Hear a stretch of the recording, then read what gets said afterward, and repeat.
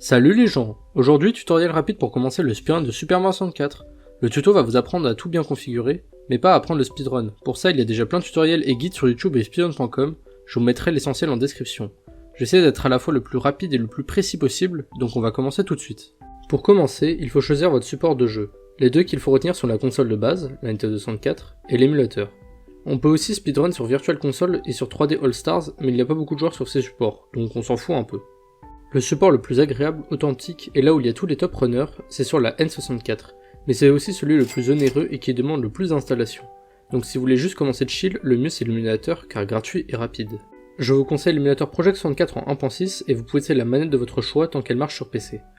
Ensuite, vous devez évidemment télécharger la ROM du jeu, et prenez aussi la Usamne ROM, une version modifiée du jeu faite pour vous entraîner au speedrun, avec la possibilité de se téléporter au niveau de votre choix, de recommencer une étoile à l'infini, et plein d'autres choses, le tout avec énormément d'options. Pour la Usamne ROM, vous avez juste appuyé sur bas avec le D-pad pour ouvrir le menu, vous pouvez ensuite configurer tout ce que vous voulez et vous téléporter au niveau sur lesquels vous voulez vous entraîner. Vous devez ensuite configurer l'émulateur. Vous configurez quelle touche va avec quoi dans Configure Controller Plugin, puis vous allez dans Settings et dans les paramètres de la ROM, mettez bien le counter factor à 1 et le memory size en 8 MB, vous aurez des lags supplémentaires sinon et ça va vous ralentir évidemment. Pour enregistrer ou streamer vos runs, téléchargez OBS qui est très simple et pratique, et pour vous chronométrer il y a le logiciel LetSplit créé spécialement pour le speedrun en général, je vous mettrai un petit tuto en description pour apprendre à l'utiliser. Vous pouvez aussi utiliser Autosplitter 64 pour ne plus avoir besoin de split vous-même, tout est en bas encore une fois. Maintenant, vous devez décider quelle catégorie runner, il y en a 5 principales. La 120 star, la plus longue, qui est un 100%, la 70 star, le any% glitchless, la 16 star, la 1 star, et la 0 star, le any%. La meilleure catégorie pour commencer est le 16 star No LBLJ, une catégorie un peu cachée dans speedrun.com dans les catégories extensions, qui est bien plus facile que la 16 star normale, car il n'y a pas le LBLJ, un glitch assez difficile, surtout pour un débutant. La catégorie a l'avantage d'être courte et d'avoir une courbe de progression très rapide et agréable, donc c'est parfait pour se faire la main sur le jeu avant de passer aux choses sérieuses. Vous pouvez ensuite vous orienter dans la catégorie que vous voulez, même si continuer par la 70 star est le plus logique car c'est la plus équilibrée de toutes en termes de longueur et de difficulté. Ah oui, et n'oubliez pas que la version japonaise du jeu est la plus rapide, sauf en 70 stars, où c'est la version américaine la plus rapide, pour plein de raisons qui seraient trop longues à expliquer, donc choisissez bien la bonne version en fonction de la catégorie. Dans tous les cas, ne speedrunnez pas la version PAL, la version européenne, car elle tourne à 25 fps au lieu de 30 fps, donc le jeu va tourner beaucoup moins vite et c'est pas ce que l'on souhaite. Si vous commencez à vraiment apprécier runner le jeu et que vous voulez vous investir, il est temps de passer à la N64 qui va vous demander quelques achats. Il faut vous procurer une Nintendo 64 japonaise et une copie du jeu japonaise ou américaine en fonction des catégories que vous runnez.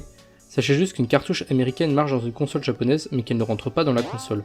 Pour ça, il faut changer le dos de la cartouche américaine avec un tournevis spécial par un dos de cartouche japonaise ou européenne. Donc si vous avez un vieux jeu N64, ça vous fera l'affaire, ou alors il faudra acheter n'importe quelle cartouche en plus.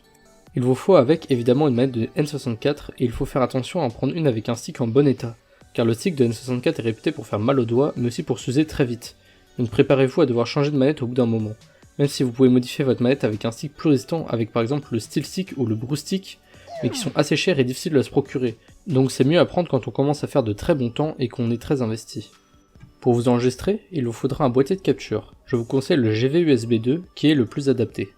Il vous faut ensuite un AV RCA splitter qui vous permet de splitter 3 câbles AV pour qu'il y ait un trio branché au boîtier de capture et un branché à votre écran ou adaptateur.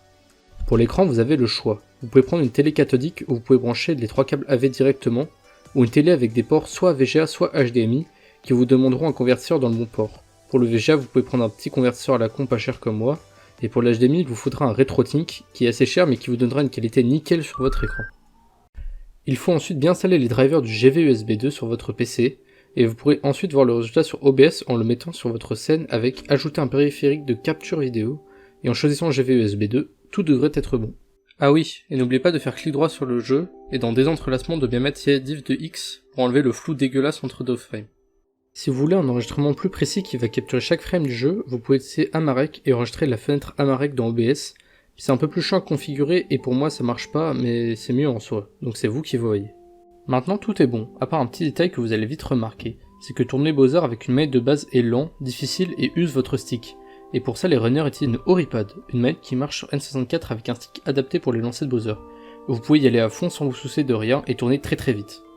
La manette est assez chère et vous pouvez faire 100 au début, mais vous aurez vite envie de vous la procurer au fil des runs. Il faut changer entre les deux manettes assez vite au début et à la fin du combat, et là c'est vos skills IRL qu'il faudra entraîner pour changer assez vite de manette pour pas perdre de temps. Mais vous avez de la marge avec le dialogue de Bowser et l'animation de la clé, ne vous en faites pas.